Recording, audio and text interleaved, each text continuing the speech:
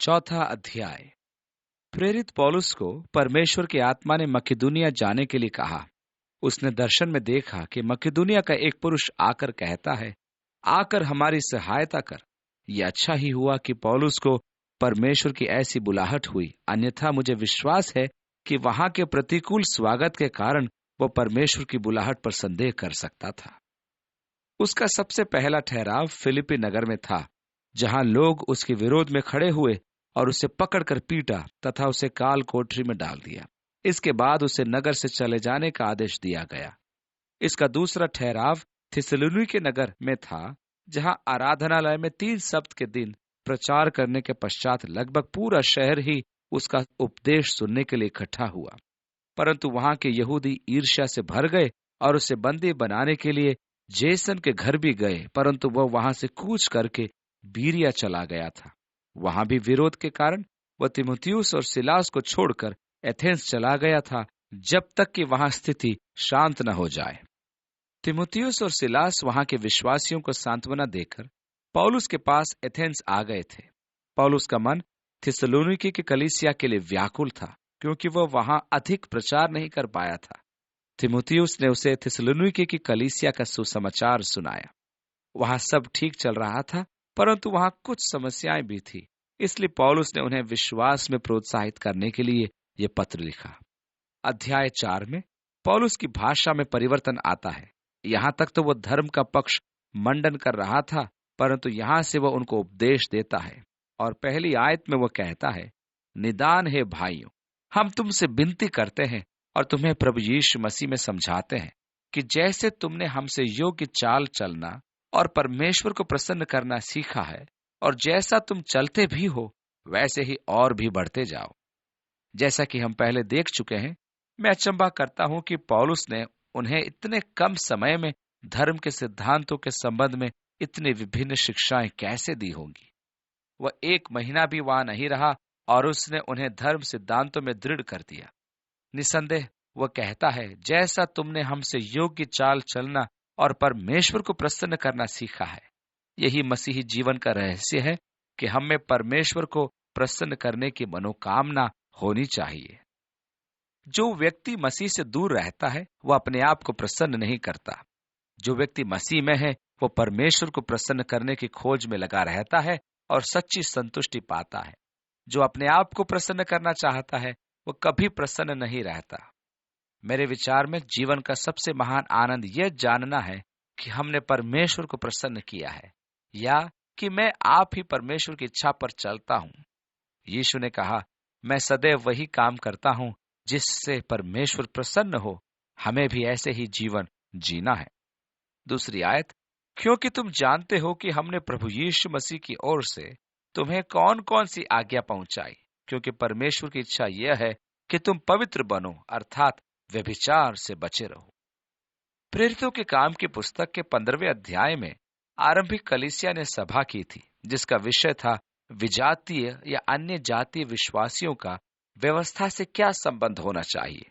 पतरस ने कहा, मेरे विचार में हमें उन पर गुलामी का वह जुआ नहीं रखना चाहिए जो न तो हम और न ही हमारे पूर्वज उठा पाए। पौलुस ने वहां अन्य जातियों के मध्य अनुग्रह के चमत्कारों की गवाही दी थी। तब याकूब ने कहा, हम अधिक बोझ न डालें, यानी कि गला घोटने वाली बातों से बचो और व्यभिचार न करो। यदि तुम यह करते हो तो तुम अच्छा करते हो, परमेश्वर तुम्हें आशीष दे। यूनानी और रोमी संस्कृति में व्यभिचार एक आम अभ्यास था। अन्य जातियों में आराधना व्यभिचारी होते थे, क्योंकि वे अपने देवताओं के तुल्य होना चाहते थे। उनके मंदिरों में भी अनेक संस्कार व्यभिचार ही के थे। यही कारण है कि पौलुस उनसे शुद्ध एवं पवित्र जीवन व्यतीत करने का आग्रह करता है, एक ऐसा जीवन जिसमें हम परमेश्वर के लिए अलग किए गए हैं। हमें आज पौलुस के इन उपदेशों की आवश्यकता है, क्योंकि आज का समाज भी इसी जीवन शैली पर आधारित है। आज सेक्स की समस्या ने ऐसा विकराल रूप धारण कर लिया है जैसे पहले कभी नहीं था। आज संपूर्ण संसार में इसका ही बोला बाला है। नैतिक जीवन का तो किसी को ध्यान ही नहीं रहता। इसलिए थिस्सलुनीकियों की कलीसिया को लिखा गया ये पत्र आज भी बहुत महत्व रखता है। विशेष करके परमेश्वर की यह इच्छा है कि तुम पवित्र बनो। हमें अपने दैहिक अभिलाषाओं की नहीं, परमेश्वर की इच्छा पूर्ति करना है। यही परमेश्वर की इच्छा है कि संसार से अलग रहकर हम परमेश्वर के लिए समर्पित और अभिषिक्त जीवन बिताएं। गलातियों को लिखे पत्र में पौलुस व्यभिचार को शरीर की अभिलाषा कहता है और उस सूची के अंत में वह कहता है कि ऐसा जीवन रखने वाले परमेश्वर के राज्य के वारिस नहीं होंगे।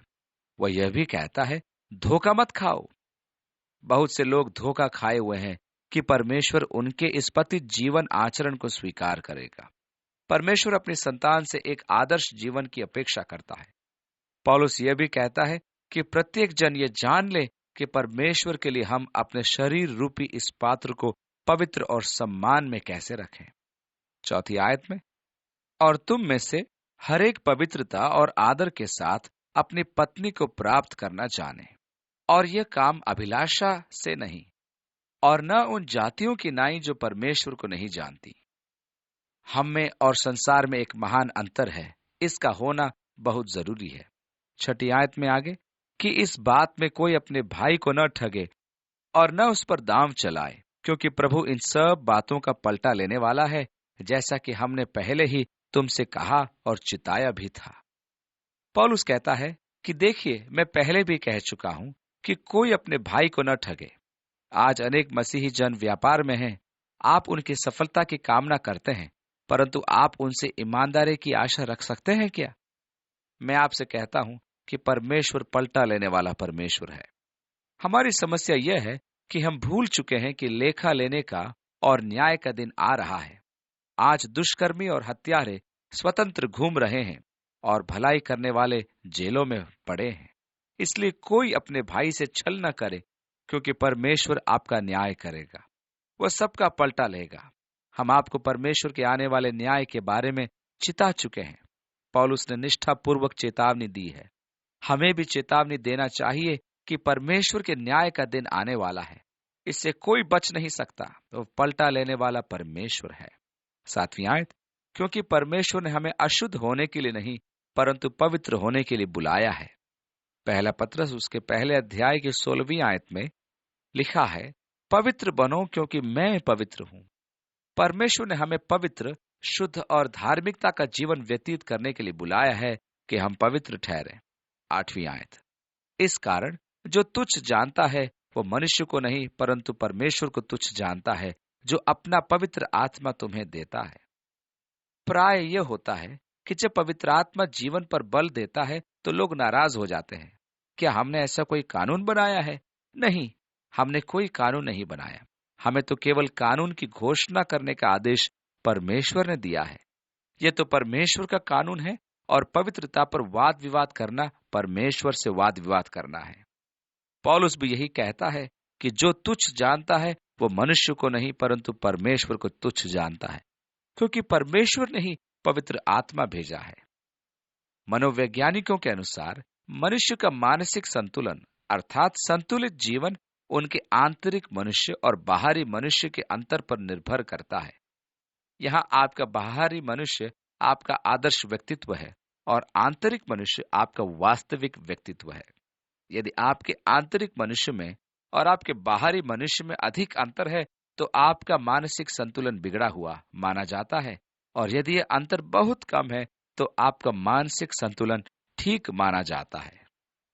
अर्थात जब मनुष्य के जीवन में उसका बाहरी मनुष्य बहुत ऊंचा हो जो इसके वास्तविक जीवन से मेल नहीं खाता है, तब उसका मानसिक संतुलन बिगड़ जाता है और उसे डॉक्टर के पास जाना पड़ता है। वह शिकायत करता है कि मेरा किसी के साथ मेल जोल नहीं हो पाता। अब उसे उसका व्यक्तित्व समझाया जाता है और ये प्रयास किया जाता है कि उसके बाहरी मनुष्य को उसके वास्तविक जीवन के स्तर तक लाया जाए, परंतु जब कोई मसीह के पास आता है तब बात विपरीत हो जाती है। मसीह उसके जीवन को उसकी आकांक्षाओं तक उठाता है। अब यदि हम मनुष्य के बाहरी मनुष्य को गिराकर सांसारिक जीवन तक लाने के दोषी हैं, तो हम बाइबल के नमूने पर नहीं चल रहे, क्योंकि मसीह यीशु का सुसमाचार मनुष्यत्व को उभार कर यीशु के स्वरूप में ढालता है। प्रेरितों के काम उसके पहले अध्याय की 8वीं आयत में लिखा है, जब तुम पर पवित्र आत्मा उतरेगा तब तुम सामर्थ पाओगे और तुम मेरे गवाह होगे। आप इस आदर्श जीवन को प्राप्त कर सकते हैं। आप उस पवित्रता को और शुद्धता में आचरण रख सकते हैं जिसमें परमेश्वर चाहता है कि आप रहें। वो अपनी आत्मा के सामर्थ्य द्वारा हमें उभार कर एक आदर्श आचरण में ले जाता है और हम उस आदर्श जीवन को प्राप्त कर पाते हैं।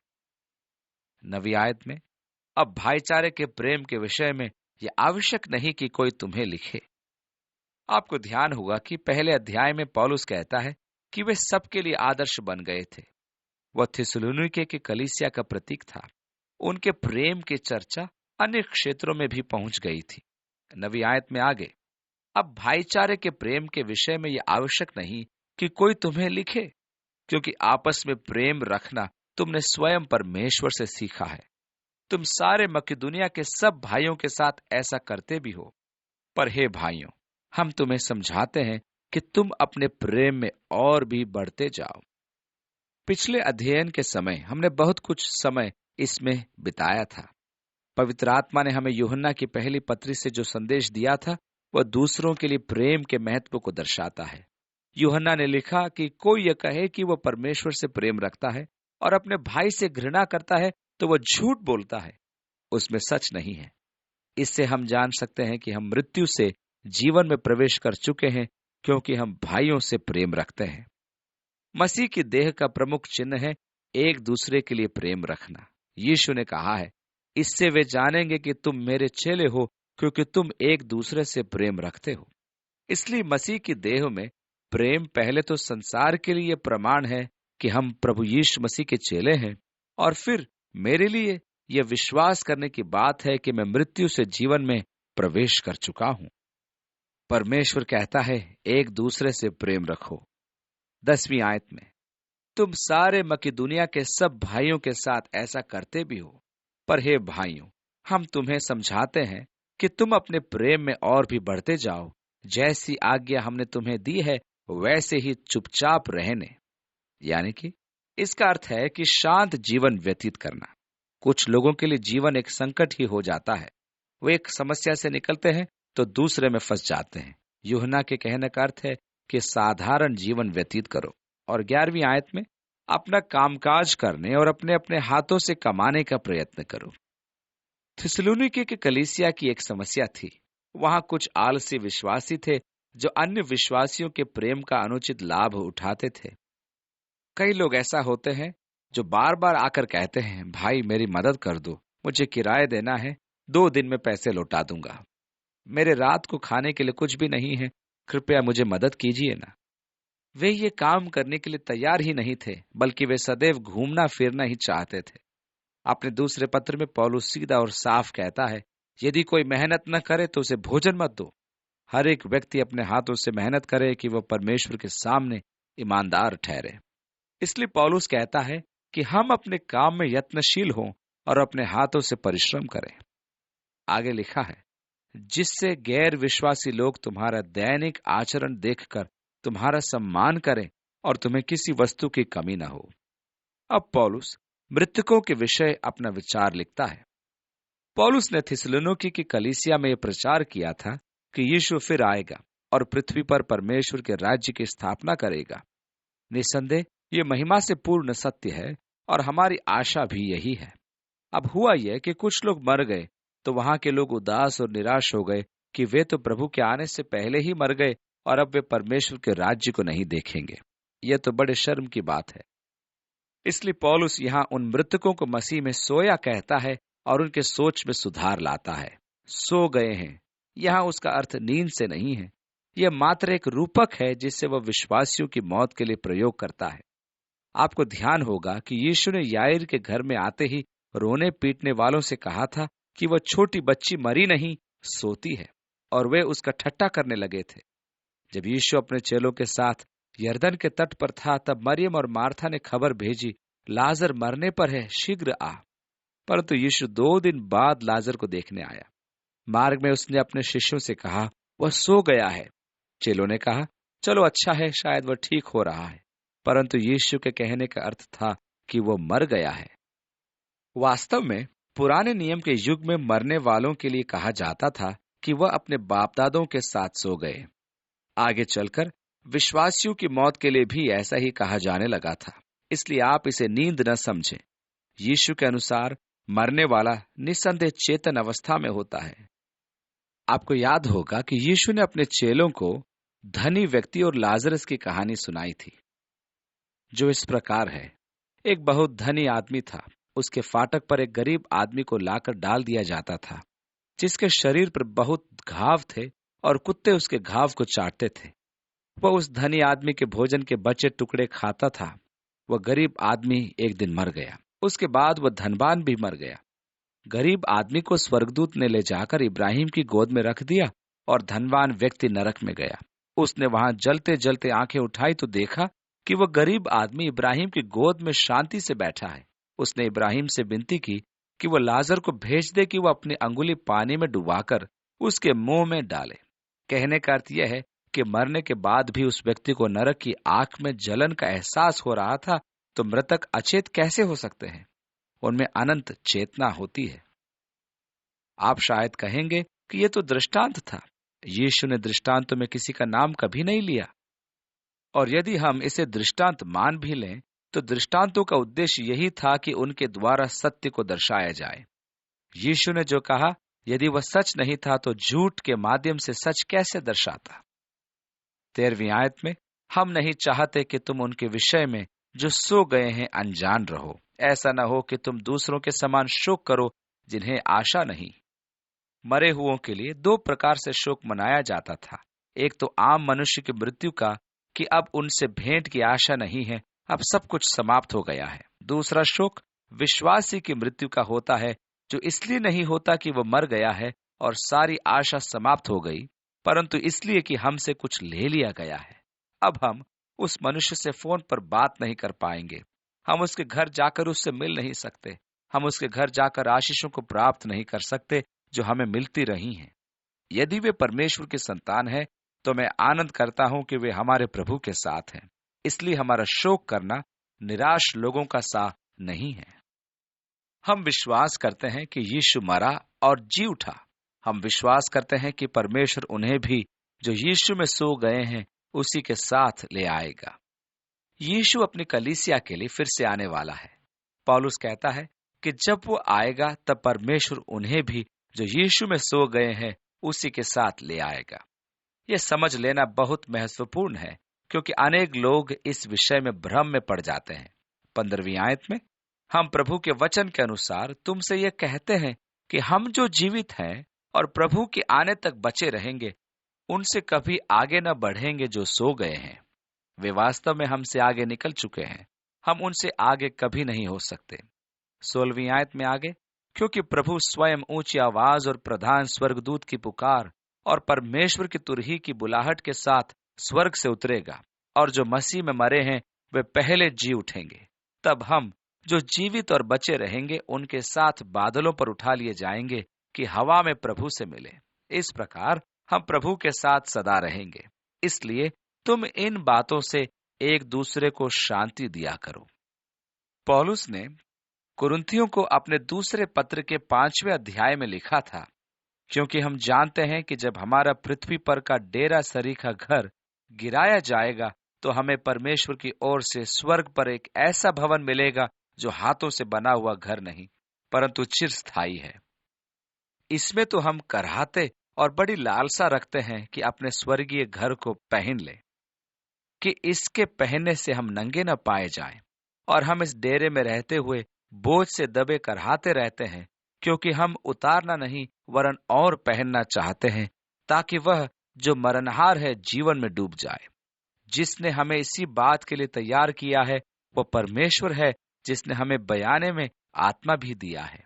अतः हम सदा ढाढ़स बांधे रहते हैं और ये जानते हैं कि जब तक हम देह में रहते हैं तब तक प्रभु से अलग हैं, क्योंकि हम रूप को देखकर नहीं पर विश्वास से चलते हैं।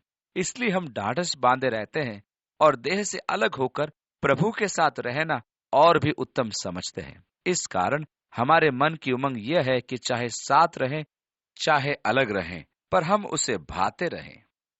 बाइबल की शिक्षा के अनुसार मनुष्य एक देहवासी आत्मा है जिसमें चेतना है। देह परमेश्वर ने मुझे इसलिए दी है कि मैं अपनी भावनाओं को उसके माध्यम से व्यक्त कर पाऊं। वह देह मैं नहीं हूं, यह तो एक तंबू है जो धीरे धीरे गलता जा रहा है। जब यह देह जो बुढ़ापे और रोगों के कारण, दुर्घटनाओं के कारण परमेश्वर के उद्देश्यों को पूरा नहीं कर पाती है, तब परमेश्वर अपने प्रेम के कारण आत्मा को इस देह से मुक्त कर देता है और मैं इस देह से निकलकर स्वर्ग के उस अनंत आवास में प्रवेश करता हूँ जो परमेश्वर का है और हाथों से बनाया हुआ नहीं है। यह हमारी नई देह है जो स्वर्ग के वातावरण के अनुकूल तैयार की गई है। ठीक उसी प्रकार जिस प्रकार यह देह पृथ्वी के वातावरण के अनुकूल बनाई गई थी, वह देह इस देह के सदृश सीमित नहीं होगी। परमेश्वर ने हमारे लिए ऐसे शरीर तैयार किए हैं जो हाथों के बने नहीं हैं। वे अनंत अर्थात अनश्वर देह हैं और हमारे शरीर से बहुत अधिक उत्तम हैं। उन पर न तो बुढ़ापा आएगा, न वे थकेंगे और न उनको दर्द होगा। वे परमेश्वर द्वारा बनाए गए हैं और सिद्ध हैं। ये केवल इसलिए कि हम स्वर्ग में देह रहित न रहें। मैं इस देह को धारण करके स्वर्ग में रहूंगा। इसलिए वे जो मसीह में सो गए हैं, उन्हें प्रभु अपने साथ लाएगा। वे जो जीवित होंगे, वे उनसे आगे नहीं निकल सकते हैं, क्योंकि मृतक उनसे पहले ही आगे निकल चुके हैं। लिखा है, क्योंकि प्रभु स्वयं ऊंची आवाज और प्रधान स्वर्गदूत की पुकार और परमेश्वर की तुरही की बुलाहट के साथ स्वर्ग से उतरेगा, और जो मसीह में मरे हैं वे पहले जी उठेंगे। तब हम जो जीवित और बचे रहेंगे उनके साथ बादलों पर उठा लिए जाएंगे कि हवा में प्रभु से मिले। इस प्रकार हम प्रभु के साथ सदा रहें। यह एक महत्वपूर्ण बात है कि हम प्रभु के साथ रहें। प्रभु फिर आएगा कि पृथ्वी पर अपना राज्य स्थापित करे। वह 1000 वर्ष तक इस पृथ्वी पर राज्य करेगा और हम उसके साथ होंगे और इस पृथ्वी पर याजकों के राज्य के रूप में शासन करेंगे। इस प्रकार हम प्रभु के साथ सदा रहेंगे। पौलुस ने पहला कुरिन्थियों के 15वें अध्याय में हमारे बादलों में उठाए जाने के विषय में कहा है। वह कहता है कि मैं तुम्हें एक रहस्य की बात बताता हूँ, हम सब सोएंगे नहीं, हम सब क्षण भर में बदल जाएंगे, क्योंकि विनाशी देह को अविनाशी देह में और इस मरणशील को अमरत्व को पहनना है। हम मरेंगे नहीं, तो अभी एक आवश्यक परिवर्तन होना है जो पलक झपकते ही हो जाएगा। हम इस तंबू से निकलकर परमेश्वर की इमारत में प्रवेश कर जाएंगे जो हाथों से नहीं बनाई गई है। परमेश्वर ने यह देह हमारे लिए तैयार की है। इस नई देह में जिसमें मेरी आत्मा वास करेगी, इसमें मैं उसके साथ उसके राज्य में सर्वदा वास करूंगा। यह बहुत महत्वपूर्ण बात है। इस विनाशकारी शरीर का रूपांतरण होगा।